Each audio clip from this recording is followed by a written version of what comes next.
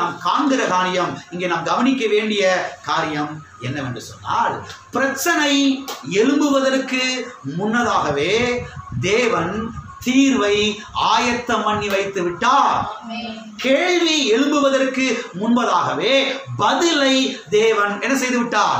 ஆயத்தம் பண்ணி வைத்து விட்டார். தேவைகள் எழும்புவதற்கு முன்பதாகவே அவைகளை சந்திக்கும் வழியை தேவன் ஆயத்தம் பண்ணி வைத்து விட்டார்.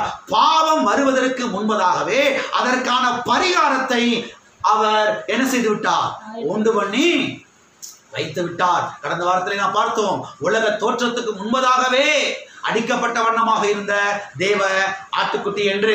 ஆகவே பாருங்க, பாவ சாபங்கள் வியாதிகள் வருவதற்கு முன்பதாகவே அதற்கான பரிகாரத்தையும் யெகோவா ஈரே என்ன செய்து விட்டார்? ஆயத்தம் பண்ணி வைத்து விட்டார். வியாதி வருவதற்கு முன்பதாகவே மருந்தை ஆயத்தம் பண்ணி வைத்து விட்டார். மருந்து யார்? இயேசு கிறிஸ்து. அவருடைய தழும்புகள், அவருடைய காயங்கள், அவருடைய ரத்தம், அதுதான் மனுஷனுடைய வியாதிக்கான மருந்தாய் இருக்கிறது. ஒரு பிரசங்கியார் பல வருஷங்களுக்கு முன்பாக சொன்னார், ஒரு மருந்தாம் அருமருந்து, அது இயேசு என்னும் மருந்து. ஒரே ஒரு மருந்து தான், அருமையான மருந்து. அது என்ன மருந்து? வயிற்று வலிக்கு இயேசுதான் மருந்து, கேன்சருக்கு இயேசுதான் மருந்து, பல்லு வலிக்கும் இயேசுதான் மருந்து, சுகருக்கு இயேசுதான் மருந்து, பிரஷருக்கு இயேசுதான், இயேசுவின் தழும்புகள் தான். அதான் ஒரு மருந்தா அருமருந்து, இயேசு என்னும் மருந்து. கரெக்டா சொல்லியிருக்கிறார் பாருங்க. ஆவியானுடைய வெளிப்பாட்டினாலே வசனத்தின் அடிப்படையிலிருந்து சொல்லியிருக்கிறார் பாருங்க. எனவே பரிகாரி யார்? இயேசு கிறிஸ்து தான் பரிகாரி. எனவே பிரச்சனையின் போது, போராட்டத்தின் போது, வியாதியின் போது யெகோவா ஈரையே நாம் துதிக்க வேண்டும். யெகோவா ஈரையே நாம் உயர்த்த வேண்டும். யெகோவா ஈரையே நாம் கனப்படுத்த வேண்டும். அவருடைய தழும்புகளை நாம் பார்க்க வேண்டும். அவருடைய ரத்தத்தை கனப்படுத்த வேண்டும். இயேசுவின் நாமத்தை நாம் என்ன செய்ய வேண்டும்?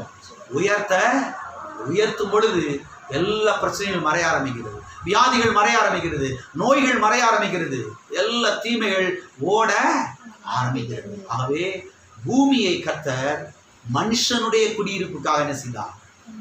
சிருஷ்டித்தார். ஆமே. நல்ல வசதியான ஒரு இடம் எது தெரியுமா? பூமி தான். வசதியான ஒரு இடம் மனுஷனுக்கு எதுதான்? பூமி தான். ஆனா நீங்க மனுஷனை பாத்தீங்களா? ஆண்டவரே சீக்கிரம் நீ கொண்டு போய் சேர்த்துருங்க ஆண்டவரே. ரட்சிக்கப்பட்டு 15 வருஷம் ஆகி போச்சு. கர்த்தரது வைராக்கியம் ஆண்டவரே எடுத்துக்கொள்ளும். ரொம்ப டான்சர் கொடுக்குறாங்க ஆண்டவர். நீங்க அவங்கள மாத்துங்க ஆண்டவர் சொல்லி ஜெபம் பண்ண வரமாட்டேங்குது வாய். அவங்களுக்கு அறிவைத்தாங்க ஆண்டவர், புத்தியத்தாங்க ஆண்டவரே. ஆவியானவரே கிரியை செய்யும், உடைய கையில ஒப்பு கொடுக்கிறேன், நீர் ஆட்கொள்ளும். ஆவியானவரை மேல முடியாத காரியம் ஒன்றும் இல்லை.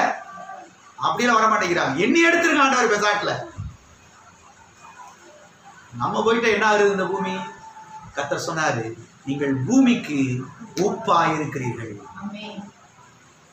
நீங்கள் பூமிக்கு உப்பு எடுத்துட்டு என்ன ஆகும்?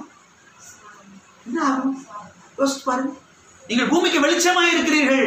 வெளிச்சத்தை எடுத்துட்டு என்ன ஆகும்? இந்த பூமி இருட்டா போயிடும். அப்ப நம்மள போகணும், நான் நீ எடுத்துருங்க ஆண்டவர் எடுத்துருங்க. என்ன அர்த்தத்துல ஜெபம் பண்றோம் நம்ம?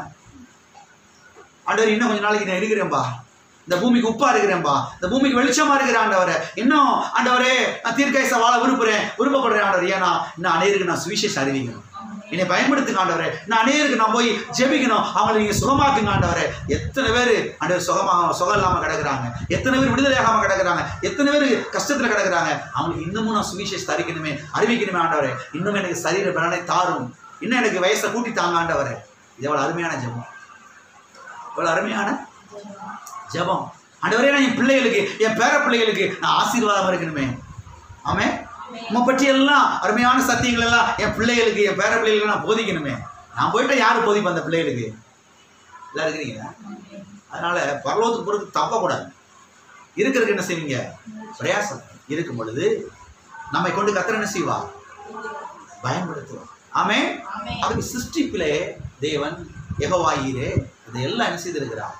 ஆயத்தம் பண்ணியிருக்கிறார். அதாவது சிருஷ்டிப்பிலே என்று சொல்லும் பொழுது மனிதன் வருவதற்கு முன்பதாகவே மனிதனுக்கு தேவையான எல்லாவற்றையும் என்ன செய்து விட்டார்? கர்த்தர் ஆயத்தம் பண்ணி வைத்து